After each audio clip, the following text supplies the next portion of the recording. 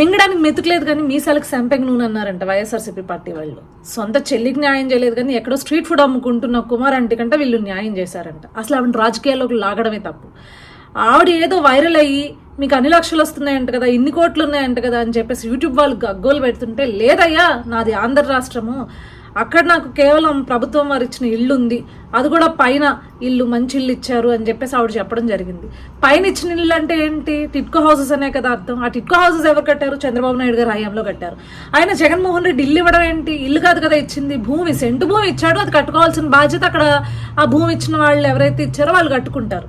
అయినా అగ్గిపుల్ల సబ్బుబుల్ల కాదేది కవితకు అనర్హం అన్నట్లు మీరు రాజకీయాలు వాడుకోవడానికి ఎవరినైనా వాడుకుంటారా?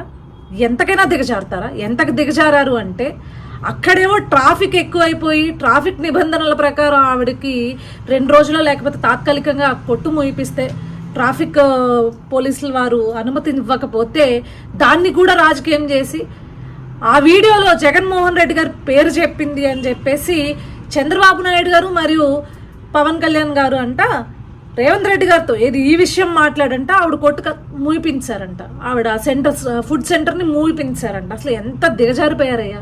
ఇదా మాట్లాడుకుంటారా? ఇలాంటివి అసలు ఆలోచిస్తారా ఆ స్థాయి వాళ్ళు? అంత దిగజారిపోయి ప్రచారం చేశారు. ప్రచారం చేసి తర్వాత రేవంత్ రెడ్డి గారు ఆవిడ పైన ఉన్న కేసులను ఎత్తేసే విధంగా ఆదేశిస్తే, అక్కడ పోలీసు వాళ్ళని ట్రాఫిక్ పోలీసు వాళ్ళని ఆదేశిస్తే ఆవిడ అక్కడ మళ్ళీ వ్యాపారం చేసుకునే విధంగా చూడండి అని ఆదేశిస్తే, ఇది మా విజయం, వైఎస్ఆర్సీపీ పార్టీ సోషల్ మీడియా విజయం అని చెప్పేసి మళ్ళీ దానికి ఒక ఎలివేషన్ వేసుకున్నారు. సర్లే వీళ్ళు ఇచ్చి ఇంత దరిద్రానికైనా దిగజారుతారు వీళ్ళు రాజకీయం చేసుకోవడానికి అని చెప్పేసి మేము వదిలేస్తే, ఆవిడ చంద్రబాబు నాయుడు గారు అంటే ఇష్టం నాకు, నేను ఎప్పుడు కూడా ఆయనకే ఓటేశానని చెప్పేసి మరొక వీడియోలో చెప్పడం జరిగింది. ఎందుకంటే ఇదిగో ఇలా జగన్మోహన్ రెడ్డి గారి గురించి చెప్పడం వల్లే మీ షాప్ తీసేసే పరిస్థితి వచ్చిందంట కదా అని చెప్పేసి ఒక జర్నలిస్ట్ అడిగితే, లేదండి నేను ఎప్పుడు కూడా చంద్రబాబు నాయుడు గారికే ఓటేశాను, నేను తెలుగుదేశం పార్టీకే ఓటేశానని చెప్పడం జరిగింది. సో దాన్ని కూడా వీళ్ళు ఆడుకుంటూ, చూసారా మేము ఎవరికైనా ఇస్తాము, ఎవరికైనా మేము సంక్షేమం చేస్తాము అని చెప్పేసి మళ్ళీ ఇంకొక ఎలివేషన్స్ వేసుకుంటున్నారు. అంటే ఏంటి నాకు అర్థం కాదు. ఏం జగన్మోహన్ రెడ్డి, నువ్వు కేవలం వైసీపీ పార్టీకి మాత్రమే ముఖ్యమంత్రివా? వైఎస్ఆర్సీపీ పార్టీ కార్యకర్తలకే ముఖ్యమంత్రివా? ఆంధ్ర రాష్ట్రానికి కాదా?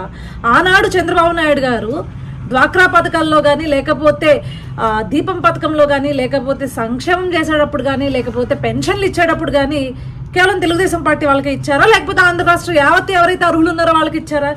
ఎవరు అర్హత ఉన్న వాళ్ళైనా ఎవరికైనా మీరు ఇవ్వాలి, వాళ్ళు ఏ పార్టీ అయినా ఇవ్వాలి. మీరు దాన్ని కూడా మీ యొక్క అఫీషియల్ పేజెస్లో వేసుకుని, మీ అఫీషియల్ అకౌంట్లో వేసుకుని ఎలివేషన్ ఇచ్చుకుంటున్నారంటే ఎంత దరిద్రపు కొట్టు బతుకుతున్నారో మీకు అర్థమవుతుందా?